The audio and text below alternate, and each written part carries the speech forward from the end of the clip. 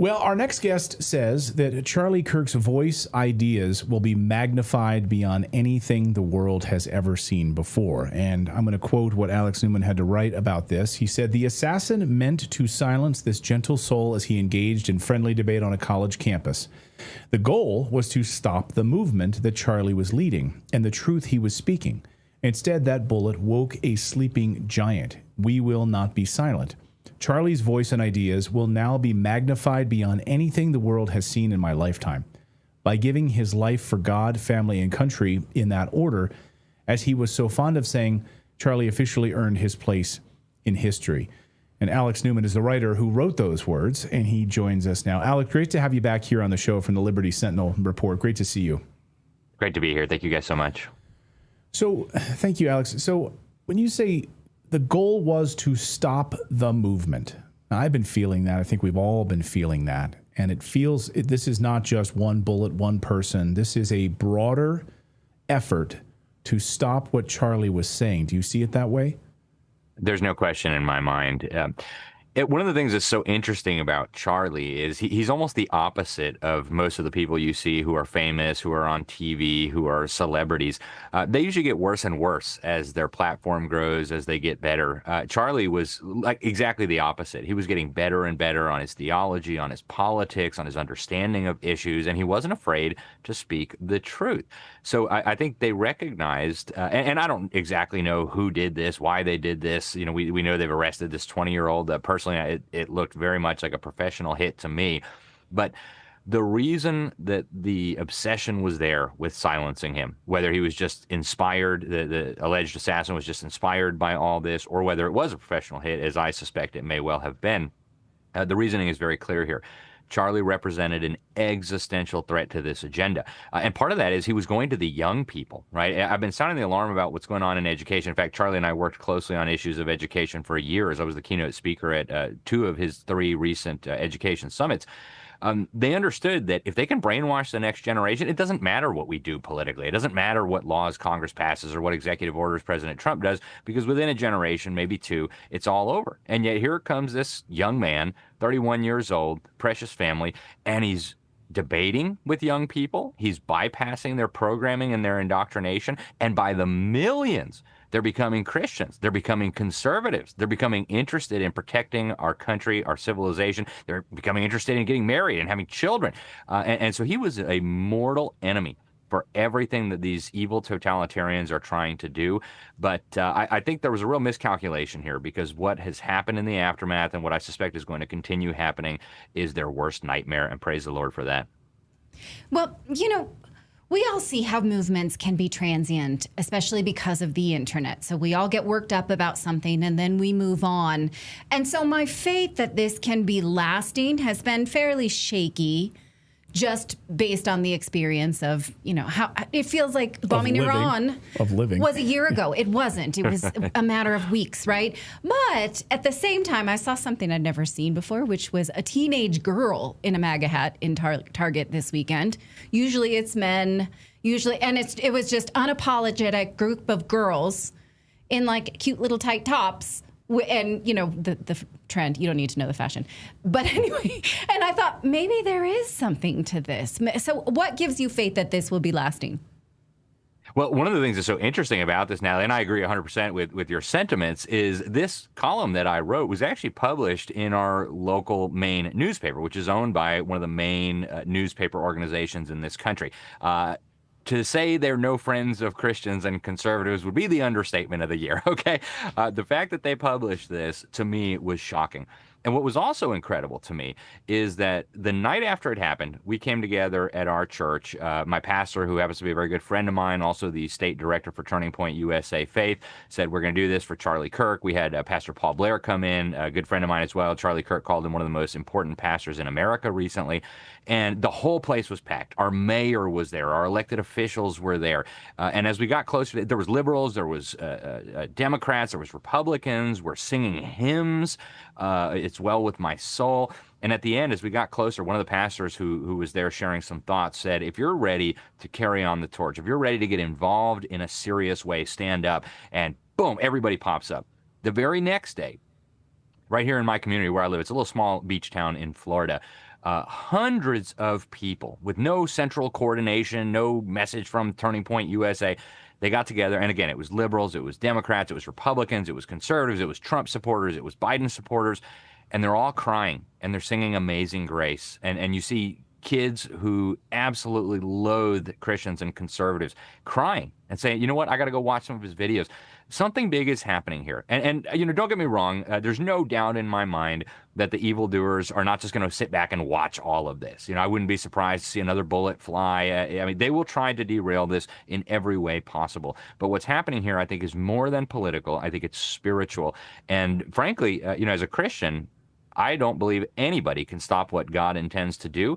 And I see God moving through all of this. And even the fact that people are talking in these terms, regular people who don't talk in these terms, tells me something is different about this than previous movements and things that flash in the pan. Well, if I may, that Christianity is a big piece of it because it was threatening to a lot of powerful groups, including globalists. Many politicians who proclaim to be Christians are threatened by the power of Christianity. Various warring factions in the world right now, which I don't even have to name because you know who I'm talking about. So can you talk to me? Also, this comment saying Natalie has TDS, Trump Derangement Syndrome. I'm very comfortable around people in MAGA hats. That doesn't upset me at all. In fact, I'm probably more comfortable around people who own them than not. So that's not true. But let's play out this Christianity piece, if you will, and how it was threatening to certain groups. And he was only 31. I feel like I never had a coherent thought until I was 31. What might he have been as this powerful spiritual leader? Well, that is exactly what they were concerned about, Natalie. And if you look, for example, at some of the reports that are coming out, Charlie Kirk was a really good influence on Donald Trump. You know, we all have our disagreements, or at least we should have our disagreements with what the president is doing. And certainly Charlie did. And one of the things that's so interesting about a man in his position is he was willing to air them openly. He was willing to publicly say on his own show in front of millions of people, hey, Trump should have done this. He shouldn't have done this. And I understand from multiple people who know about these things that Charlie Kirk was, first of all, incredibly influential. Second of all, was urging the president to do certain things different. And so, yes, you're right. There are a lot of factions in the world right now that would have considered Charlie an enemy. In fact, just recently, he said maybe the Ukrainians were going to kill him. I mean, there's all kinds of reports out there. So I think it's still too early to know exactly who might have done this. I know we're supposed to just say, well, it was a radical left-wing college student who was living with a trans guy. And maybe it was. I don't know. But his faith was genuine. His theology was dangerous to the establishment. And he angered a lot of people, not for lying, right? And forget what the fake media is saying. Oh, he was a hater. Show me something hateful, he said, right? They were terrified because he was telling the truth and people were listening. And his platform is now so big. It was so big. It was impossible to take it from him. You could ban him from Fox and CNN. And you could put out a note to all the big media outlets and say, don't ever mention Charlie Kirk again. It was too late. It's like trying to put the toothpaste back in the tube. It's not going back in. So this was an incredible individual. And this is a man whose views were an existential threat to the one world order crowd that is determined to steal our freedom, that is determined to destroy our country, that is determined to squash Christian civilization. And I think what we're going to see now is a revival. We're going to see millions of people who never would have thought twice about these things paying close attention. And I'll tell you what, Natalie, as sorry as this has made me, as sad as this has made, I haven't died about a death since my dad died years ago. Something huge is happening here. Something good is happening here. And I'm encouraged by that.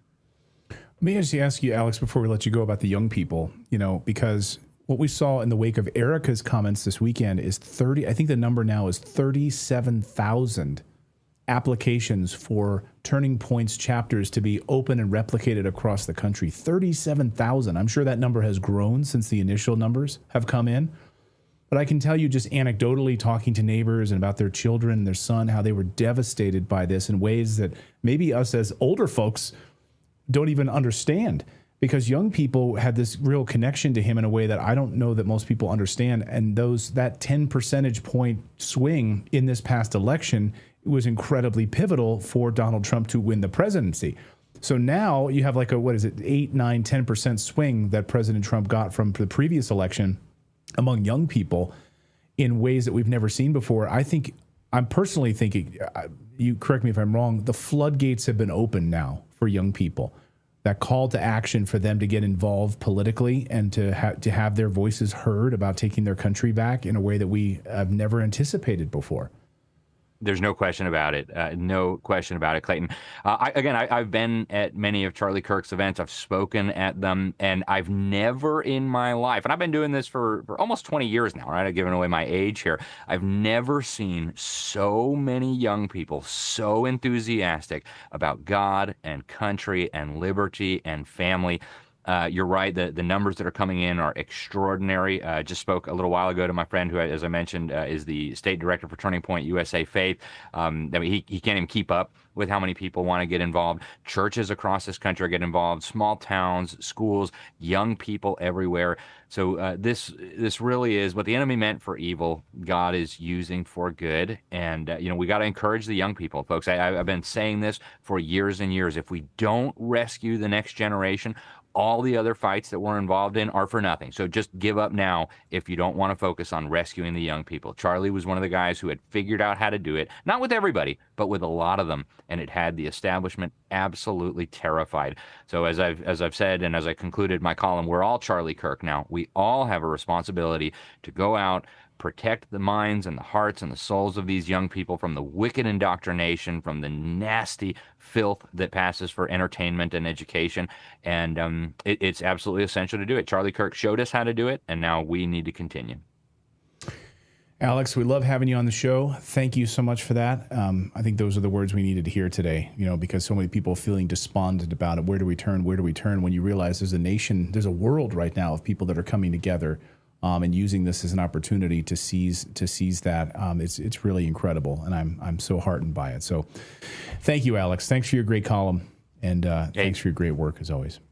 Thank you guys so much for having me. God bless you both.